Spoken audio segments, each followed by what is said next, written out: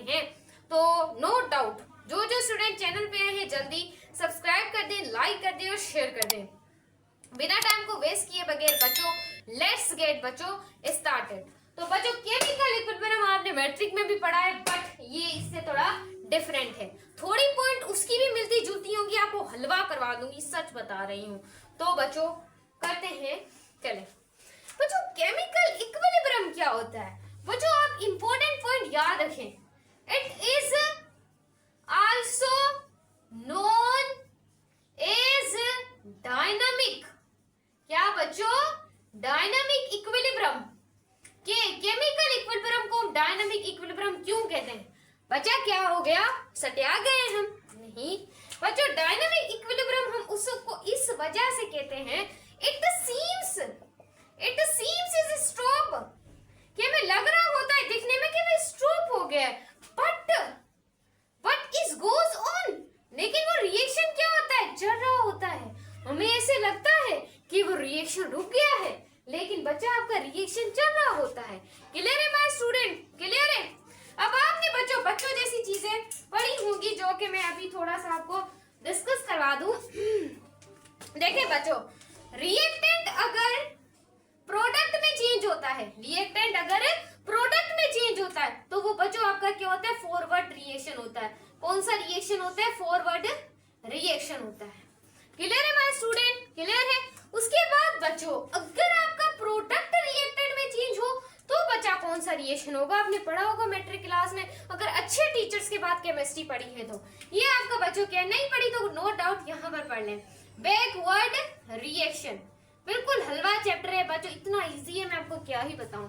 तो बच्चों याद रखें कि अगर प्रोडक्ट रिएक्टेंट में चेंज होगा तो वो ये क्या होगा, बैकवर्ड रिएक्शन। और इरिवर्सिबल रिवर्सिबल में एक चीज याद रखें बच्चों, रिवर्सिबल प्रोसेस वो होता है जिसमें आपकी रिएक्टेंट प्रोडक्ट में कन्वर्ट हो, फिर प्रोडक्ट रिएक्टेंट में कन्वर्ट हो, this is also called a reversible process. And जिसमें रिएक्टेंट तो प्रोडक्ट में चेंज हो बच्चा, लेकिन प्रोडक्ट रिएक्टेंट में चेंज ना हो, तो ऐसे प्रोसेस को बच्चा हम क्या बोलते हैं, इरिवर्सिबल रिएक्शन। क्या बोलते हैं? Irreversible reaction. आपको पता है आपके टोटल केमिस्ट्री के 12 चैप्टर है, तो 7 तो खत्म हो गए, बाकी कितने बचे बच्चा? बाकी सिर्फ 5 चैप्टर, उसके बाद फर्स्ट ईयर की केमिस्ट्री खत्म, एंड टू एंड कर लिया एमडी गेट के एक सब्जेक्ट का। तो बच्चों ये क्या हुई, फॉरवर्ड एंड ये बैकवर्ड। शुरू में बच्चों ये क्या होता है, हाई स्पीड होती है फॉरवर्ड रिएक्शन की, बाद में इसकी बच्चों क्या हो जाती है, लो स्पीड हो जाती है। क्लियर है माय स्टूडेंट? हलवा कर रहे हैं बिल्कुल। उसके बाद अगर प्रोडक्ट रिएक्शन में चेंज हुआ तो बैकवर्ड रिएक्शन है। इसमें बच्चों शुरू में क्या होगा, लो स्पीड होगी, बाद में बच्चों क्या हो जाएगी, हाई स्पीड। बच्चों ये बच्चों जैसी चीजें हैं, आपको पता होना चाहिए, सही। तो बच्चों इसको आप शो करेंगे, जो फॉरवर्ड रिएक्शन है जिसे हम रिवर्सिबल रिएक्शन कहते हैं, उसको आप डबल एरो से शो करेंगे। किससे? डबल एरो से। जो रिवर्सिबल इरिवर्सिबल रिएक्शन है उसको सिर्फ सिंगल एरो से, क्योंकि वहां पर सिर्फ रिएक्टेंट किसमें चेंज होती है, प्रोडक्ट में। प्रोडक्ट कभी रिएक्टेंट में चेंज नहीं होती, ये चीज आपने बच्चा याद रख लेनी है। This is the most important, this is the most important. यहाँ पर बच्चों अगर आपका rate of forward reaction equal हो जाए रेट ऑफ बैकवर्ड रिएक्शन के, तो आप उसे ही बच्चों क्या बोलते हैं, ऊपर नाम लिखा हुआ है चैप्टर का, जिसे हम केमिकल इक्विलिब्रियम बोलते हैं। क्या लिखेंगे बच्चों? Rate of forward reaction are equal बच्चा, आर इक्वल टू द बच्चा to the backward reaction, to the backward reaction is absolutely known as, बच्चा क्या बोलेंगे, what have to do, इसे हम बोलेंगे केमिकल इक्विलिब्रियम। क्या बोलेंगे? केमिकल इक्विलिब्रियम, जो कि हमारे चैप्टर की हेडिंग है और हमारे चैप्टर का नाम है। क्लियर है? अब एग्जाम्पल से हलवा करेंगे, क्योंकि केमिस्ट्री बोलती है प्रूव करें। तो बच्चों यहाँ पर मैं इक्वेशन लिखूंगी, नाइट्रोजन टेट्राऑक्साइड, नाइट्रोजन टेट्राऑक्साइड। यहाँ पर देखें ये हो जाएगा 2NO2। बच्चों आपको पता है ये आपका क्या होगा, रिएक्टेंट, और ये आपके क्या होता है, प्रोडक्ट। रिएक्टेंट से चीज का कन्वर्ट होती है प्रोडक्ट में। क्लियर है माय स्टूडेंट? अब हम एग्जाम्पल ले लेते हैं कि इसके 2 मोल हैं, और बच्चों इसके कितने मोल है, 5 मोल है। लेकिन बच्चों हमने तो रिएक्टेंट और प्रोडक्ट की कंसंट्रेशन को सेम करना है, तो बच्चों कैसे सेम होगी? तो बच्चों हम क्या लेंगे, देखिए बच्चा गौर से देखना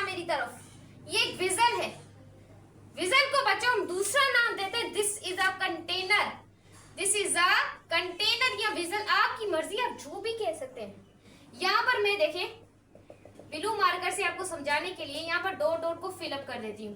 तो बच्चों देखें, अब यहाँ पर देखें, यहाँ पर आपकी N2O4 नाइट्रोजन टेट्राऑक्साइड, यहाँ पर है 2NO2। बच्चों जब N2O4 जिस स्पीड से, क्योंकि बच्चों N2O4 की N2O जो 4 है और जो NO2NO2 है, जिस स्पीड से ये इसमें चेंज होगा उस स्पीड में ये इसमें चेंज होगा। तो कुछ ऐसा वक्त आ जाएगा बच्चा कि रिएक्टेंट और प्रोडक्ट की कंसंट्रेशन सेम हो जाएगी, फॉरवर्ड और बैकवर्ड कंसंट्रेशन सेम हो जाएगी। तो उस रिएक्शन को आप क्या बोलते हैं, केमिकल इक्विलिब्रियम प्रूव हुआ। और बच्चा ये कौन सा कलर होता है, रेड कलर, रेड कलर। लेकिन बच्चों हमारे पास रेड मार्कर नहीं था, तो ये समझ लें this is a red marker. हाँ, रेड कलर होता है, ये बच्चों कलर लेस होता है, ये क्या होता है, कलर लेस होता है। और यहाँ पर ये कंसंट्रेशन होने के बाद 5 मोल इसके हो जाएंगे और 5 मोल इसके हो जाएंगे। तो बच्चों ये आपका क्या होगा, केमिकल इक्विलिब्रियम हो गया। आई होप बच्चा क्रिस्टल क्लियर कॉन्सेप्ट हो रहा हो, कोई भी चीज को ऐसे वैसे मत समझना। उसके बाद बच्चों हम डिस्कस करने वाले हैं ग्राफिकल रिप्रेजेंटेशन। ऐसा समझ ले एमडी गेट में ग्राफ आएगा, उस ग्राफ के अंदर भी ऐसा पूछा जा सकता है 227 में। आई होप आपका जर्नी वहां ही हो।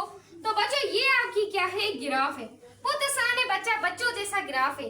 यहाँ पर क्या है, एक टाइम में, और यहाँ पर बच्चों हो जाएगा rate of concentration, rate of concentration. अब बच्चों देखिएगा गौर से देखिएगा। अब शुरू में मैंने आपको बताया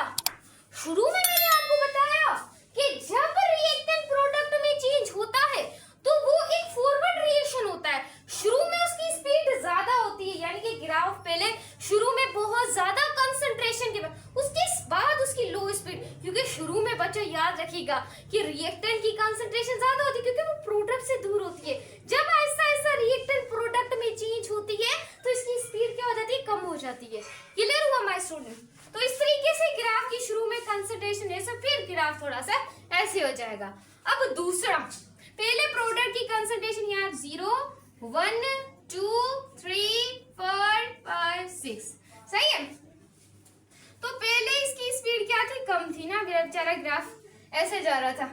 फिर एकदम ऐसा वक्त आया कि दोनों की कंसंट्रेशन क्या हो गई, सेम हो गई। तो ये बच्चा इसका क्या होगा, इक्विलिब्रियम पॉइंट। क्या होगा इसका, इक्विलिब्रियम पॉइंट, यानी कि इन दोनों की कंसंट्रेशन बच्चा क्या होगा, ये सेम हो गई है। तो बच्चा ये इसका क्या होगा, इक्विलिब्रियम पॉइंट। अब बच्चों जैसी आपकी बुक में मैट्रिक क्लास में ग्राफ दिए हुए थे जो कि आपने पढ़ा होगा, आई होप बच्चा पढ़ा हो या वो भी ना पढ़ा हो। तो यहाँ पर देखें, यहाँ पर बच्चा आपका क्या आ जाता था, टाइम, बच्चों जैसा ग्राफ, और यहाँ पर बच्चों आपकी आ जाती थी कंसंट्रेशन, सही है।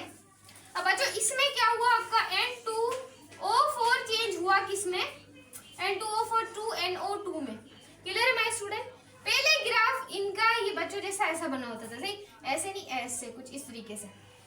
फिर उसके बाद ये जो हमारा सेकेंड ग्राफ था वो भी एक, यानी कि पहले कंसंट्रेशन कम हो जाती थी, फिर यहाँ पर भी क्या होता है, इक्विलिब्रियम पर। दोनों ग्राफ सेम है, यहाँ पर भी इसका क्या आ जाएगा, फॉरवर्ड और बैकवर्ड रिएक्शन सेम हो जाएंगे, ये भी इसका क्या हो जाएगा, एक इक्विलिब्रियम पॉइंट हो जाएगा। क्लियर है माय स्टूडेंट? ग्राफ दोनों आसान है, कॉन्सेप्ट दोनों आसान है। तो बच्चों ये था आपका केमिकल इक्विलिब्रियम।